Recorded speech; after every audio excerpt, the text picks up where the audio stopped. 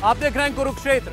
संसद का शीतकालीन सत्र जबरदस्त तरीके से हंगामेदार रहा और आज अनिश्चितकाल के लिए स्थगित भी कर दी गई है संसद। इस बीच इंडिया गठबंधन की बैठक भी हुई, जिसमें सबसे ज्यादा चर्चा इस बात को लेकर रही कि ममता बनर्जी अरविंद केजरीवाल ने कांग्रेस प्रेसिडेंट मल्लिकार्जुन खड़गे का नाम बतौर प्रधानमंत्री उम्मीदवार पेश करने की बात कही। हालांकि इस पर कांग्रेस पार्टी ने आगे कोई टिप्पणी नहीं की और ऐसा लगता है कि मामला यही रफा दफा हो गया। लेकिन इससे कम से कम विपक्ष की एक मंशा तो दिखाई दी कि नरेंद्र मोदी के सामने वो भी कोई चेहरा दे सकता है। लेकिन क्या ऐसा कोई चेहरा है जो देश में नरेंद्र मोदी के सामने इस वक्त टिकता हुआ दिखाई दे? कुरुक्षेत्र में हम इस पर बहस करेंगे। साथ ही विपक्षी अलायंस में क्या भी और पार्टियों के आने की गुंजाइश भी बनी हुई है? यह भी सुनने में आया कि मायावती की पार्टी की इस इंडिया अलायंस में एंट्री को लेकर समाजवादी पार्टी ने वीटो कर दिया कि या तो मायावती इस अलायंस में रह सकती हैं या हम। इस पर आज मायावती ने भी रिएक्ट किया।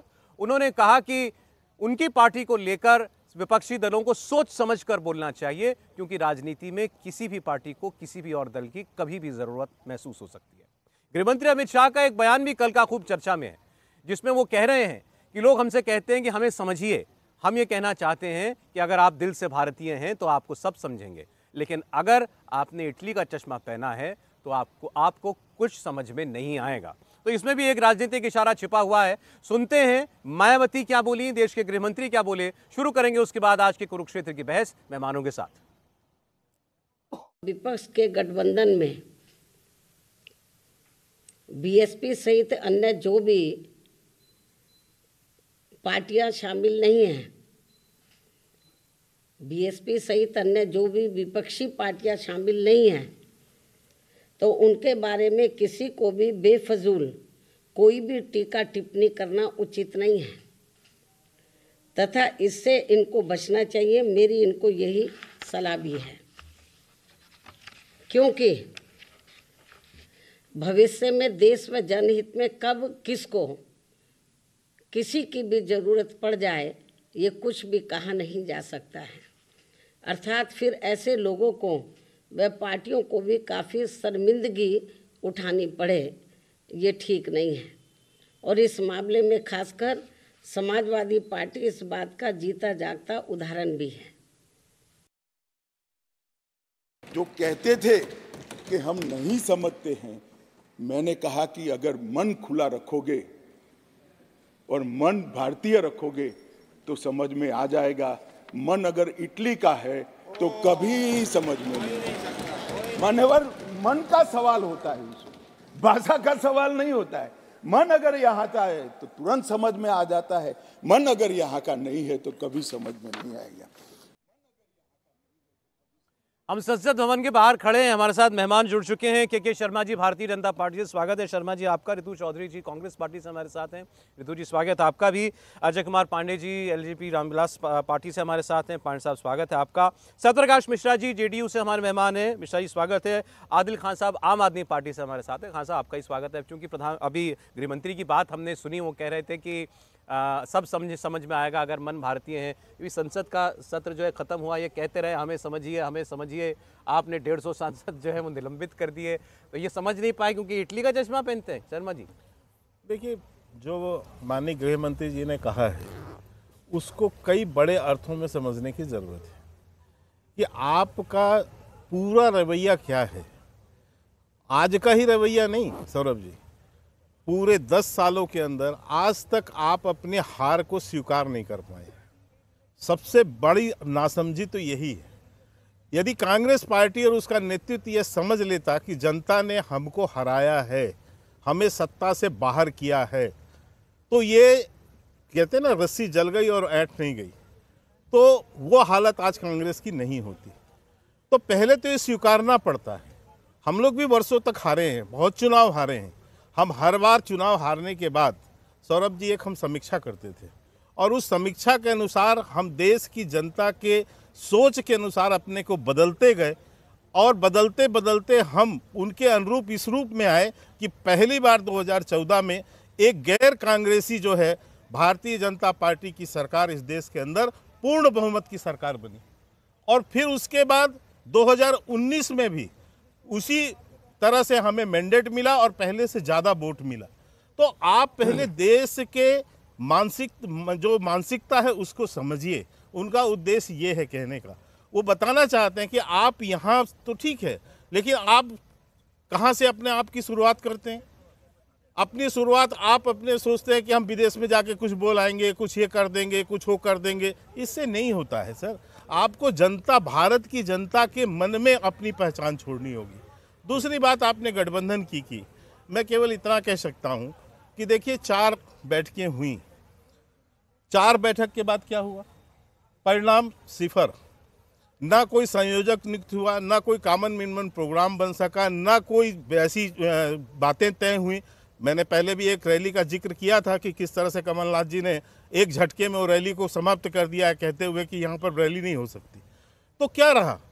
वही शून्य बट्टे सन्नाटा की स्थिति है। लेकिन इसमें जो 2 बात आपने जो शुरुआत में जोड़ी, मैं केवल इतना कहूँगा कि मुझे आश्चर्य है कि 150 साल पुरानी कांग्रेस पार्टी आज उसका नेतृत्व इतना कमजोर हो गया है कि बाहर के 2 क्षेत्रीय दल ये तय कर रहे हैं कि कांग्रेस का नेता कौन होगा। यह स्थिति है कांग्रेस की, 150 साल पुरानी कांग्रेस। अरे वो दल इनके पार्टी के अध्यक्ष को देश का चेहरा बनाने की बात कर रहे हैं। मैं वही तो कहने जा रहा हूं, यही बात तो मैं कह रहा हूं कि ये बाहर से लेके तय कर रहे हैं और इनके अंदर ही स्वीकृति नहीं है। ठीक है। और एक बात, इसके 1-2 संदेश और जाते हैं, मात्र छोटा सा। क्या बाकी उन दलों के साथ, बाकी तो येचुरी जी ने कह दिया, हमने सुना ही नहीं। जेडीयू का रिएक्शन आ गया कि साहब ये होगा ही नहीं, तो बाद में देखेंगे। लेकिन क्या संदेश था कि क्या राहुल गांधी का नेतृत्व अब मंजूर नहीं? ठीक है। और गांधी परिवार से क्या अब कांग्रेस को मुक्ति दिलाने के लिए ये दल तैयार कर रहा है। कांग्रेस पार्टी ने हार स्वीकार नहीं की, देश के मन को ये समझते नहीं है, राहुल गांधी का नेतृत्व अस्वीकार किया है गठबंधन ने। ऋतु जी, देखिए, पहले तो मैं माननीय प्रवक्ता जी से ये पूछना चाहती हूँ कि कौन सा चश्मा लगाते हैं जो इनको दिखाई नहीं देता कि आज ही एक गोल्डन गर्ल, जो हमारी बेटी जो सोना लेकर आती थी, उसने कुश्ती से संन्यास ले लिया।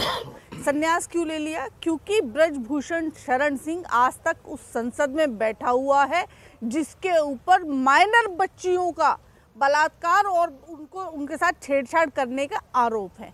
कौन सा चश्मा लगाते हैं भाई अमित शाह जी जो उनको दिखाई नहीं दे रहा ब्रजभूषण शरण सिंह?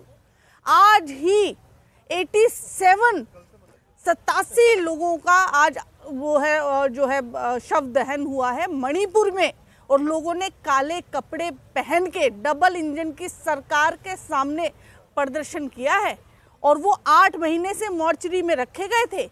वो भी इस देश के नागरिक थे जो कि मारे गए, लेकिन प्रधानमंत्री जी के मुंह से या गृह मंत्री जी के मुंह से एक शब्द नहीं निकलता है।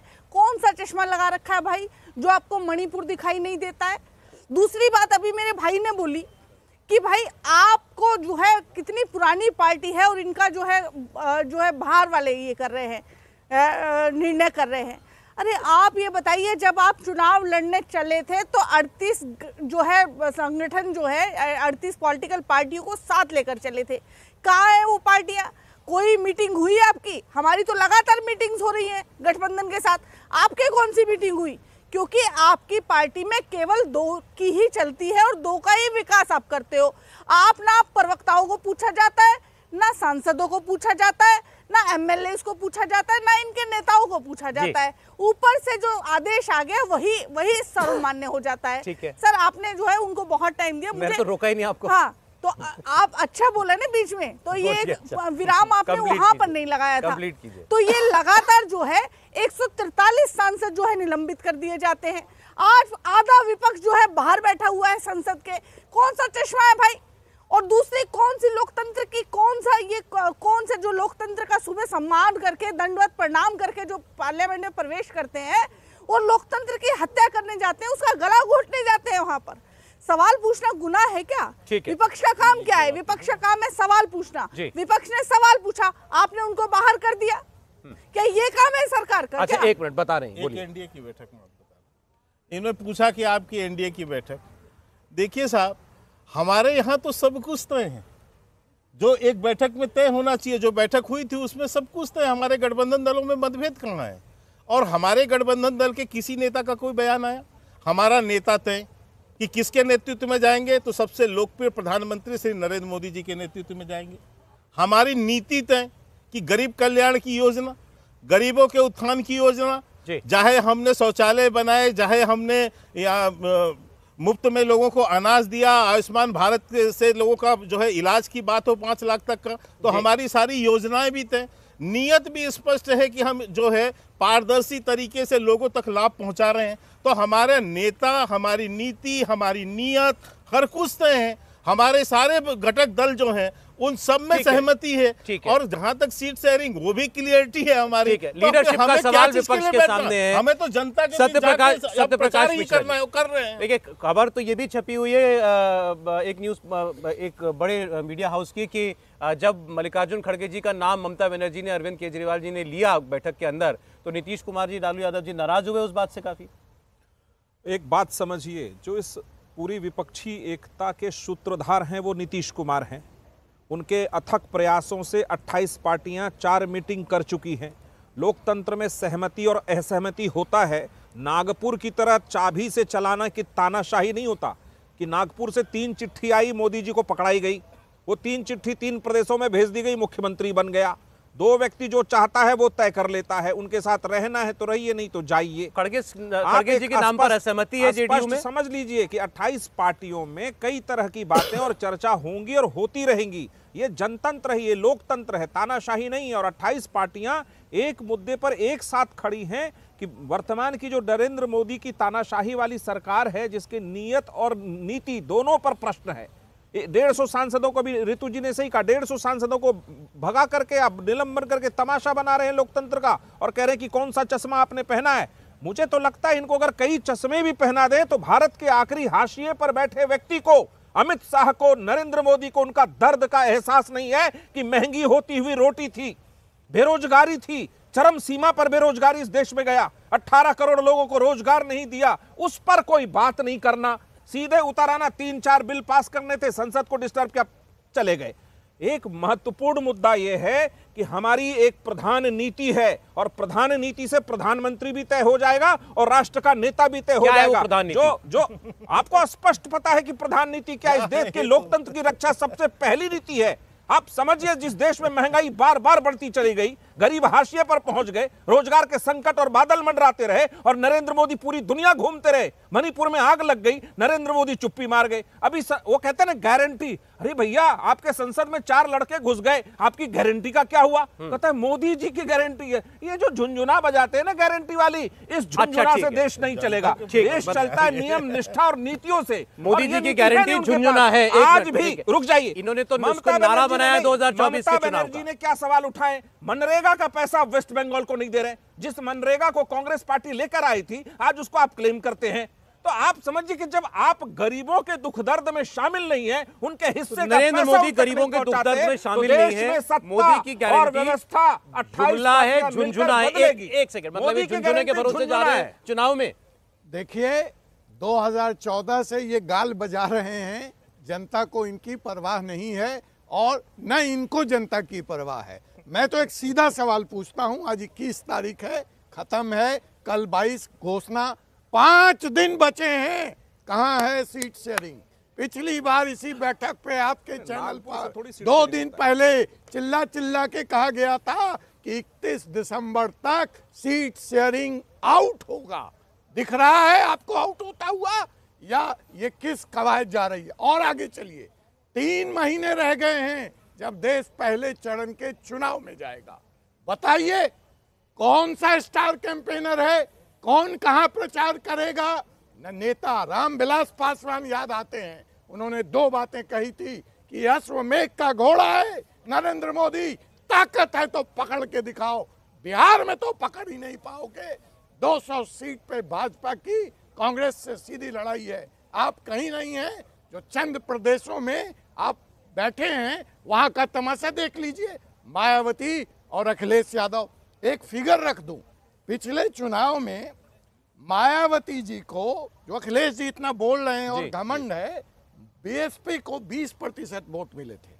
सीट नहीं मिली अलग बात है, और एसपी को 18% वोट मिले थे।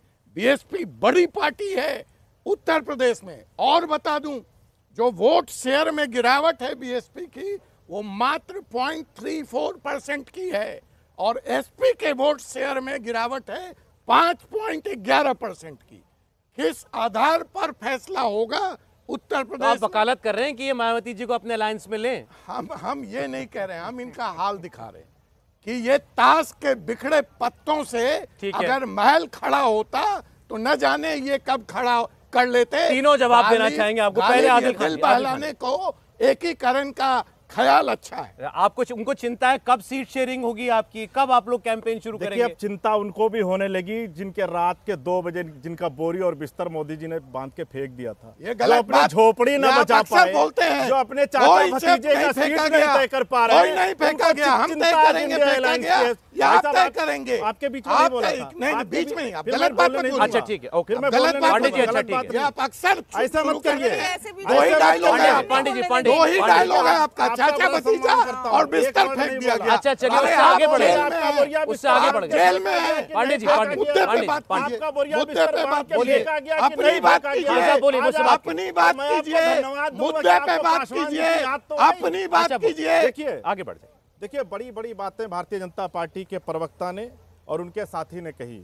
एक बात इन्होंने कहा, कुछ तो बोल देंगे। हाँ भाई साहब, हम भी कह रहे हैं कि आप कुछ ही तो बोलते हैं। आपने 2014 में इस देश की जनता से कहा कि हम 35 रुपए में पेट्रोल और डीजल देंगे, आज 100 के पार है।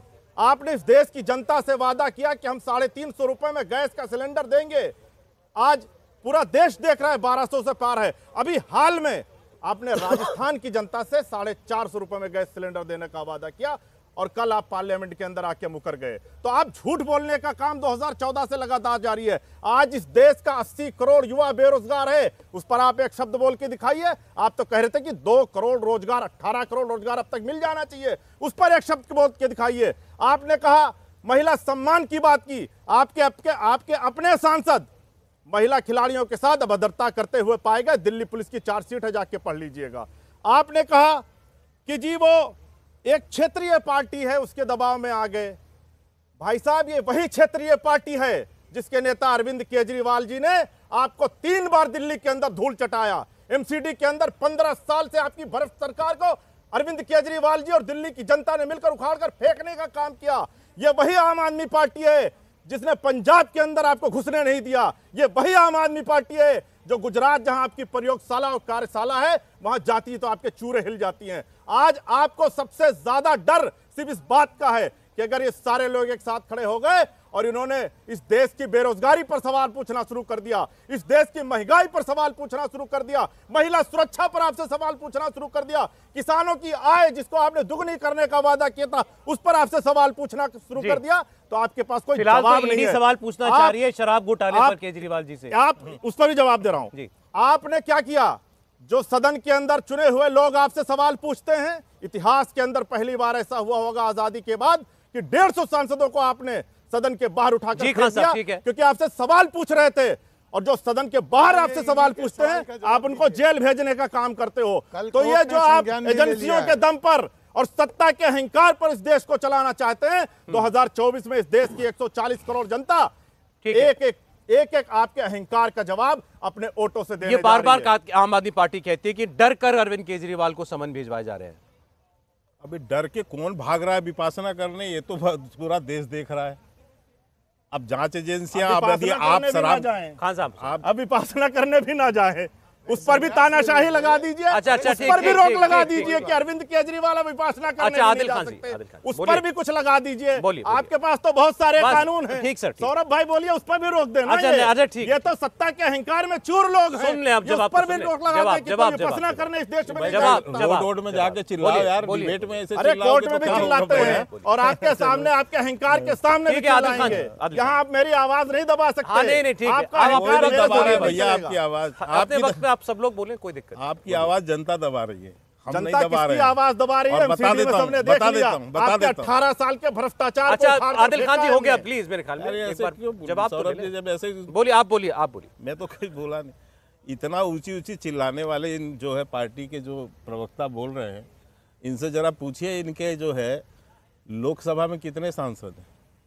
इतना डर क्यों है? इतना डर क्यों? इतना डर क्यों है? एक अभी आपने ही कहा जी। कि सालों तक आप चुनाव हारते रहे, आपने ही तो कहा अभी। एक सेकंड देखिए, मेरी एक बात में मिर्ची लग जाए, क्योंकि सच्चाई में बोल नहीं, देता आप हूं ना। सारी बात बोलो, यहाँ है कोई ना? मिर्ची लगने वाली नहीं है। मैं तो इतना जो चिल्ला डरते क्यों हैं रहे वो हो यार? पार्लियामेंट से लोगों को निकाल कर बाहर करते हैं। इनका एक जो सांसद डरते हैं वो है। एजेंसियों का अच्छा, इस्तेमाल खान साहब, बात तो आगे बढ़े ना, करते हैं। प्लीज एक सेकंड। एक सांसद है। मैं इसका इसलिए कह रहा हूँ, वो भी अभी उपचुनाव में जीत के आया, तो जनता वहाँ आपको भी नहीं मोदी दे जी रही। गए अभी थे। ये बड़ी राग अलाप रहे थे कि साहब आपको दिल्ली में 3 बार हरा है। अरे दिल्ली में लोकसभा में 3 बार जो है, 2 बार आपके 0 सीट है, और इतनी बड़ी बड़ी बातें कर रहे हैं। पहले जीत के आइए लोकसभा में, इसके बाद इतनी बड़ी बड़ी बातें कीजिएगा।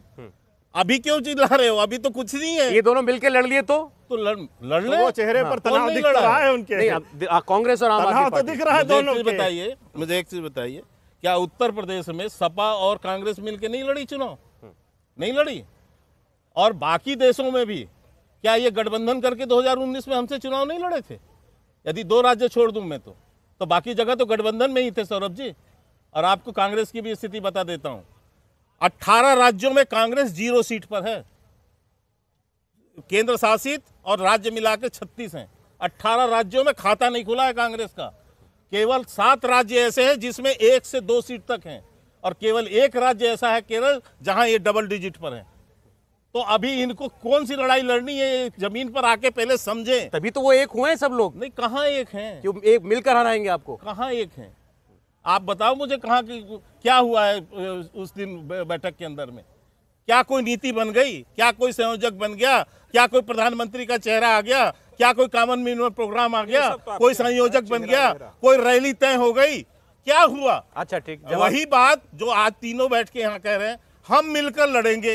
अरे हम मिलकर लड़ेंगे, 9 महीने तक कहते आ रहे हो भैया। ठीक है। 9 महीने के बाद भी आपके हालात यही हैं कि बाहर निकल के हर बैठक में एक आदमी नाराज होकर निकलता है। आज जेडीयू का बयान क्या आ रहा है? उनके प्रवक्ता यहाँ बैठे हैं, बोल नहीं पाएंगे। केसी त्यागी जी का बयान क्या है? सुन ले, केसी त्यागी कह रहे हैं कि समय साहब अब तो गया, अब तो समय अब क्या होने वाला है यहाँ पर। अच्छा ठीक है, हम तो मानेंगे ही नहीं। एक ब्रेक के लिए रुकना पड़ रहा है। ऋतु जी, इन्होंने बार बार पूछा क्या क्या हासिल किया, क्या किया अपनी बैठक के अंदर, आगे क्यों नहीं बढ़ पा रहे? उनको भी चिंता हो रही है कि भाई क्या कब तय करेंगे कि सीटों पे कौन सी सीट पर कौन लड़ेगा। जवाब लेते हैं कांग्रेस पार्टी से एक ब्रेक के बाद।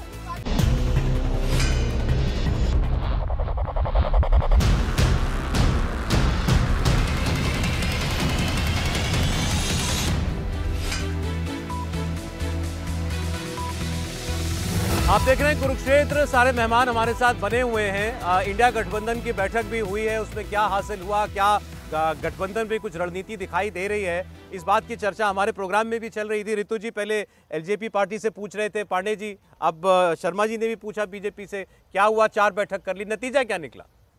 देखिए, पहली बात तो मैं ये बता दूं, जो इतना जोश में जो आ रहे हैं, केवल 38% वोट शेयर है इनके पास, 62% हमारे पास है।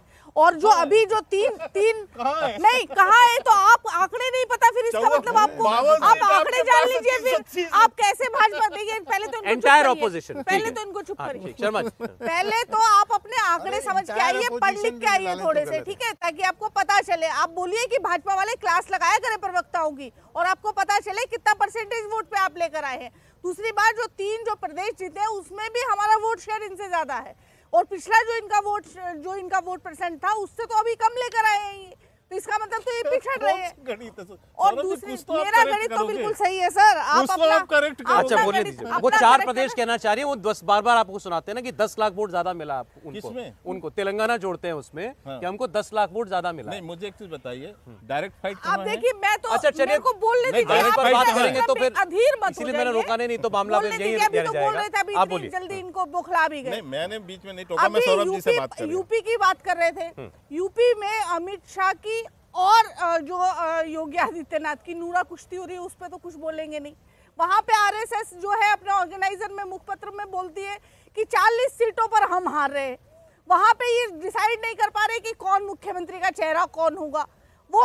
वो योगी जी उनसे बात नहीं करते, वो योगी जी से बात नहीं करते, लेकिन उस पर नहीं बोलेंगे। ये बोलेंगे सपा पर बोलेंगे, बसपा पर बोलेंगे, कांग्रेस पर बोलेंगे, लेकिन अपने बीच में क्या नूरा कुश्ती हो रही है उस पर अच्छा, ये यूपी में 40 सीट हारे, आप कितने जीत रहे हैं? नहीं, हम नहीं बोल रही है, ये आरएसएस बोल रही है। आरएसएस बोल रही है कि ये रेड मार्क है,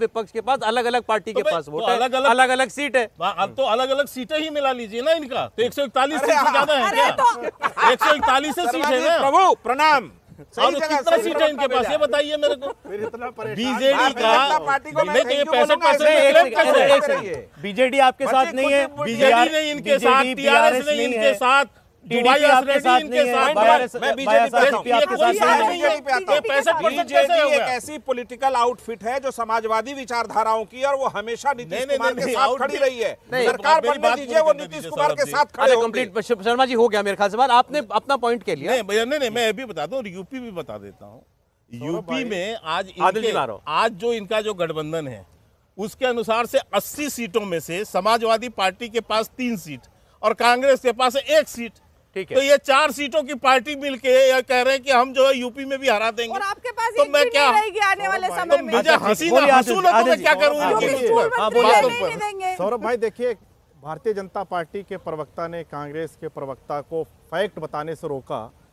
मैं एक चीज कहना चाहता हूं कि देखिए 5 राज्यों में चुनाव हुआ और कांग्रेस की प्रवक्ता बिल्कुल ठीक कह रही थी। 4 करोड़ 82 लाख वोट भारतीय जनता पार्टी को मिला और 4 करोड़ 92 लाख कांग्रेस पार्टी को वोट मिला। यह सच्चाई है।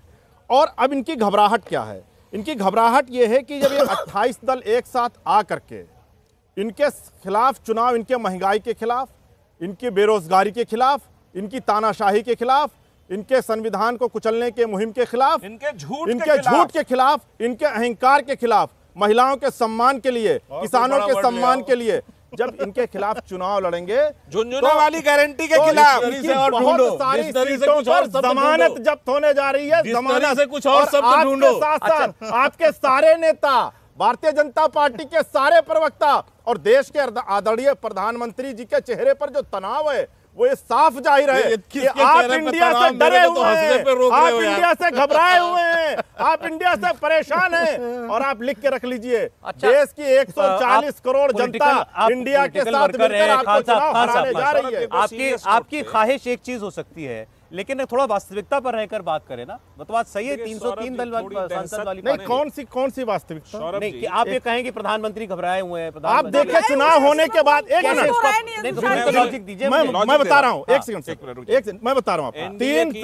5 राज्यों के चुनाव होते हैं। चुनाव से पहले भारतीय जनता पार्टी का एक प्रवक्ता, इवन प्रधानमंत्री जी भी बोलते अब तो इंडिया गठबंधन का अस्तित्व खत्म हो गया। अरे हमने बार बार कहा कि यह गठबंधन लोकसभा चुनाव के लिए आपके अहंकार के खिलाफ हुआ है। यह लोकसभा चुनाव में इस देश के संविधान बचाने के लिए गठबंधन हुआ है, पर आप बोलते रहे, चिल्लाते रहे रैलियों में। और चुनाव के फौरन बाद सबसे पहले अगर किसी को गठबंधन की याद आई, इंडिया अलायंस की याद आई, तो देश के प्रधानमंत्री जी को याद आई। ये इस बात की दलील है कि पूरी की पूरी भारतीय जनता पार्टी और देश के प्रधानमंत्री जी इंडिया अलायंस से डरे हुए हैं, क्योंकि ये बात करते हैं इंडिया अलायंस की। ठीक है, बोलिए। एक बहुत साधारण सा सबूत है कि जिस दिन इंडिया अलायंस की बैठक हुई बेंगलोर में, दिल्ली में प्रधानमंत्री ने ऐसे ऐसे पार्टियों को बुलाए, पता ही नहीं उनका चुनाव आयोग के पास रजिस्ट्रेशन था भी या नहीं था, और 9 साल बाद पहली बार एनडीए नाम का एक नया चैप्टर का बैठक हुआ। यही दहशत का सबूत है कि कहीं ना कहीं वो घबराए, मांझी को गले लगाए, बार बार चिराग को गले लगाए। ये सारी पार्टियां बहुत 1-8% वोट भी नहीं है इनके पास, और उन्होंने दावा किया कि हमारे पास 34 पार्टियां हैं, जो कि एक सफेद झूठ था। दूसरा, उन्होंने बार बार ये कहा कि नीतीश जी को नहीं बना रहे। उनको मालूम है कि नीतीश कुमार इस देश के मास्टर स्ट्रोक पॉलिटिशियन हैं और वो घबराए हुए हैं। विधानसभा में करतूत तो बता दो, शर्म आती है विधानसभा की करतूत से? ये तमाम विधानसभा के करतूत से शर्म भी आई थी आपको? का प्रतिशत है, प्रवक्ता है आप उसके, जो वोट का प्रतिशत है, नीतीश कुमार ने जो बयान दिया था उसमें शर्म भी आई थी नेतृत्व से, क्योंकि उनके प्रयासों से ये गठबंधन इंडिया ब्लॉक बना है। अब रही बात 28 पार्टियों में कई तरह की सहमति और सहमति होती, यही तो लोकतंत्र की निशानी है। नरेंद्र मोदी जी, उनके प्रवक्ता जी, नागपुर से चिट्ठी लिखने वालों को इतना क्या दर्द हो रहा है, और ऑर्गेनाइजर को नहीं मान रहे थे आप। मैं आपको लेख कोट कर देता हूं, पढ़ लीजिएगा। पिछले महीने का अंक में बार बार आपको चिताया जा रहा है कि यूपी आप बुरी तरह से हारने वाले हैं। ठीक है, बहुत बुरी तरह से हारने वाले हैं। अच्छा ठीक है, एक बार पांडे जी का जवाब आप उनके बाद बोल लीजिएगा, आप तो समय लेकर के बोल लीजिएगा जी। आप वो बार बार उलाहना दे रहे थे कि इंडिया गठबंधन बना तो एनडीए याद आया, आपको भी याद रहता है कि हम एनडीए में हैं? नहीं, देखिए बात हमसे है, कोर्ट वो कर रहे हैं, एनडीए की बैठक ही नहीं हुई, एनडीए की प्रवक्ता, अब ये मिश्रा जी आप प्लीज सज्जन पुरुष हैं, एनडीए के प्रवक्ताओं की भी बैठक, और हमारी एक स्ट्रेटजी है जिसके तहत हम किस मुद्दे पे कौन सा स्टैंड लेते हैं। तो एनडीए तो पार्टी से इतर प्रवक्ताओं को भी बांध कर रखना है। और यहीं एनेक्सी में बैठक हुई है, तो ये रिकॉर्ड पे आप ले लें। अब आ जाइए, जो दूसरी बात ये कह रहे हैं, बड़ा अच्छा है, इस हिसाब से इनका गठबंधन बन गया, इनका नेता तय हो गया, इनके ऊपर कोई डिफरेंस नहीं है, ये हमको हरा देंगे। लेकिन जो डाटा है वो सुन लीजिए, सीधे अकेले बीजेपी का वोट पिछले चुनाव में 37% था, और अगर एनडीए को हम जोड़ दें तो ये हमारा वोट परसेंट 45% से अलग जाता है। और ये जो बड़े दावे हैं कि हमारा ये 10 लाख वोट, सीट इतनी मिली कि लीडर ऑफ अपोजिशन की सीट भी नहीं बचा पाए। अब दुहाई ये दे दें, मिश्रा जी ने तो हार स्वीकार कर लिया, कह रहे हम आपको 50 सीटों पे हरा देंगे। तो ये हमें हराने के लिए चुनाव लड़ रहे हैं, ये सरकार बनाने के लिए चुनाव नहीं लड़ रहे हैं। अभी मिश्रा जी ने यहाँ कर दिया, अभी दलित नीतीश कुमार को स्वीकार नहीं, इंग्लिश नीतीश कुमार को स्वीकार नहीं, हिंदी स्टालिन को स्वीकार नहीं, मनोज झा को बड़े मंच पर, क्योंकि वो ब्राह्मण थे, नीतीश कुमार ने बेइज्जत कर दिया। नीतीश कुमार ने रामविलास पासवान को बेइज्जत किया। अरे मिश्रा जी आप भी बेइज्जत होंगे।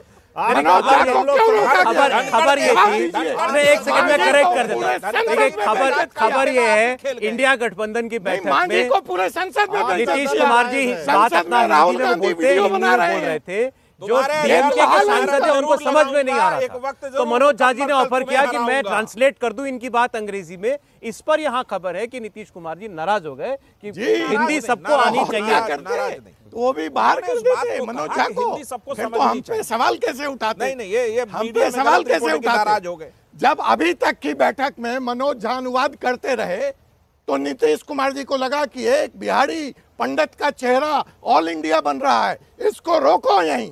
यही नीतीश कुमार की चाल है, कभी मांझी को बड़े संसद में रोकेंगे और कभी रामविलास को रोकेंगे। आप मनोज झा जी को प्रमोट करने में क्यों लगे? नहीं, हम बता रहे हैं उनकी सोच, उनकी सोच हम बता रहे हैं। मिस इंटरप्रेट कर रहे नीतीश कुमार जी को। हाँ, अच्छा चलिए ऋतु जी अभी वोट शेयर बता दिया इन्होंने, 45% एनडीए को मिला। देखिए, मैं आपको यहाँ बता दूं कि अभी बोल रहे थे कि मनोज झा जी को जो है डिमोशन करने में लगे हुए हैं।